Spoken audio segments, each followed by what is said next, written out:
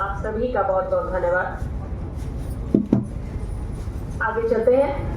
अगली जो पुस्तक है वो है करूं तुझे शत शत बार नमन, जो कि डॉक्टर सुमन दत्ता जी की कृति है। और इसका परिचय देने के लिए मैं डॉक्टर सुरभि दत्त जी को आवाज देती हूँ। मैम कृपया आए और संक्षिप्त में मैम की पुस्तक का परिचय दें। स्वागत है आपका। संक्षिप्त में नहीं, 5 मिनट।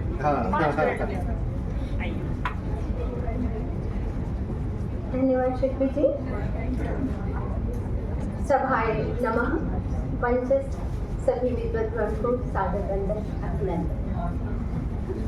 काव्य सत्र की इस वेला में जितनी भी रचनाओं का लोकार्पण हुआ है, उसी के साथ मुझे भी करूं तुझे शत शत नमन, बार बार नमन, इसका मुझे परिचय देने का अवसर मिला है।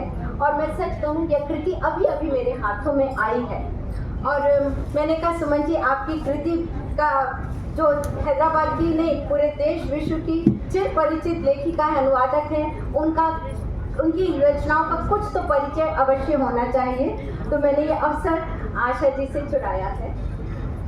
आप वाराणसी में ही आपका जन्म हुआ है और वहाँ की जो भाषा है, संस्कृति है और वहाँ की जो पवित्रता है नदियों की, वो आपकी रचनाओं में परिदृश्य होती है।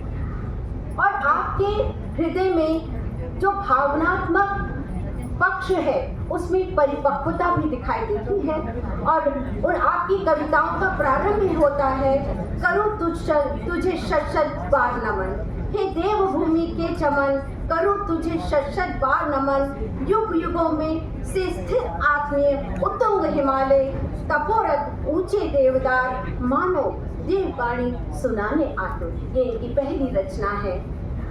इसके साथ ही आपकी कविताओं में समय को भी लेके चल रही हैं, जिसमें आप लिखती हैं सिमट गए हैं, सारे रिश्ते सिमट गए हैं अंकल और आंटी में, सारी मुद्रा सिमट गई है पाउंड और डॉलर में, सारा व्यापार सिमट गया है एटीएम और टेली शॉपिंग में। इसी तरह से किस तरह से सारे संबंध सिमट गए हैं उसका आपने पूरा विवरण दिया है। जब आपके हाथ में एक कृति आएगी तो और अधिक रोचक प्रतीत होगी।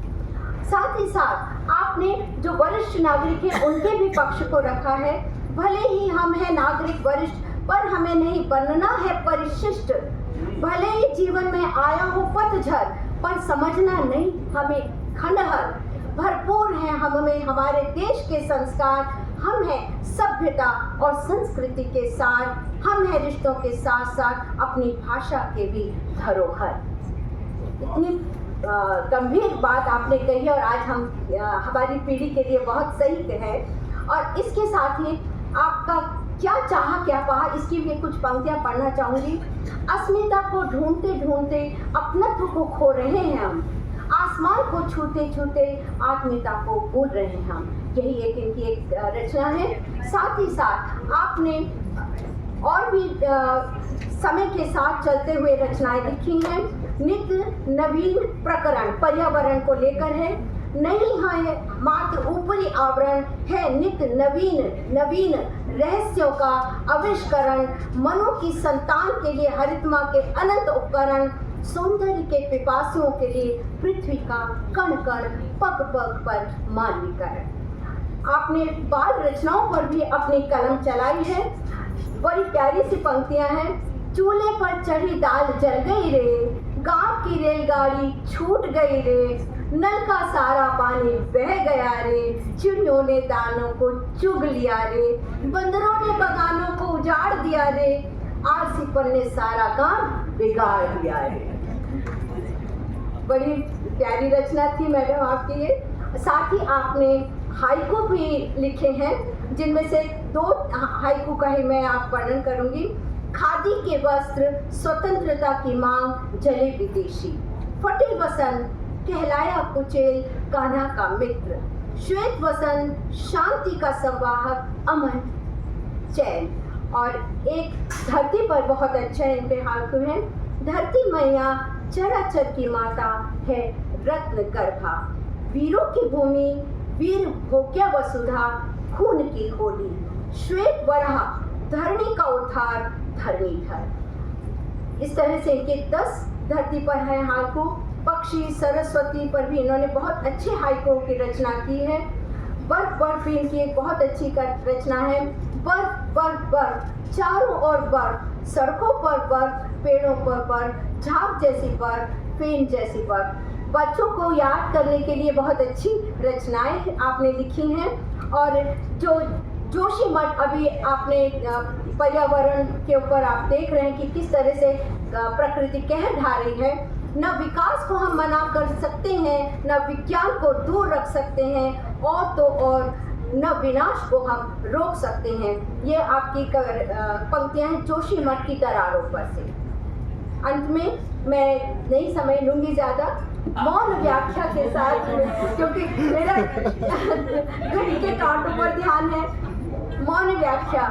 पता नहीं कब और कैसे सीमावर्ती चोर जैसे बिना किसी आहट के शब्दों के परकोटों को पाट के जिंदगी में उतर आया मौन। धीरे धीरे ऐसे छा गया कि जीवन की मौन व्याख्या अब सटीक लगने लगी है। मौन व्याख्या पर आप जितने भी संवेदनशील कवि हैं बहुत अच्छी तरह समझ सकते हैं कि एक उम्र के बाद हमारे लिए मौन बहुत महत्वपूर्ण हो जाता है और वो हमें मनन की शक्ति देता है। चलिए मौन का स्वागत करो, पल पल अपनाओ, मन से आस्वादन लो। पता नहीं कब मानसिक दूरियां लहर बन उमड़ आती हैं, ना जाने कब अपने ही लोग अनजान बन जाते हैं। इन्हीं पंक्तियों के साथ आदरणीय सुमनलता जी, डॉक्टर सुमनलता जी को बहुत बहुत बधाई देती हूँ और आगे आइए प्लीज। अब है बारी अगली पुस्तक की, जो है जिसका नाम है करूँ तुझे शत शत बार नमन। डॉक्टर सुमनलता जी की ये पुस्तक है। सुमनलता जी आपका स्वागत है, आपका बहुत बहुत स्वागत है। आइए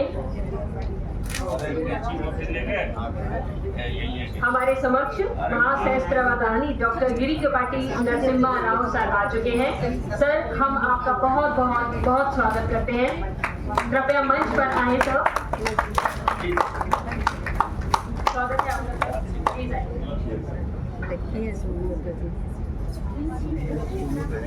जी सर,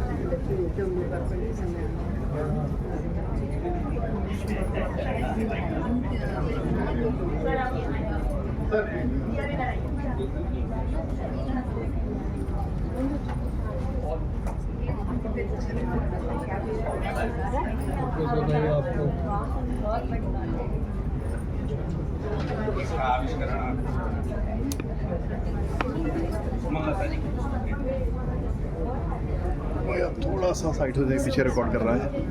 हाँ मैं आ रहा हूँ, करेंगे।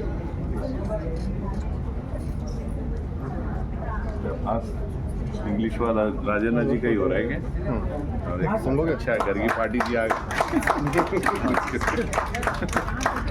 की पार्टी जी।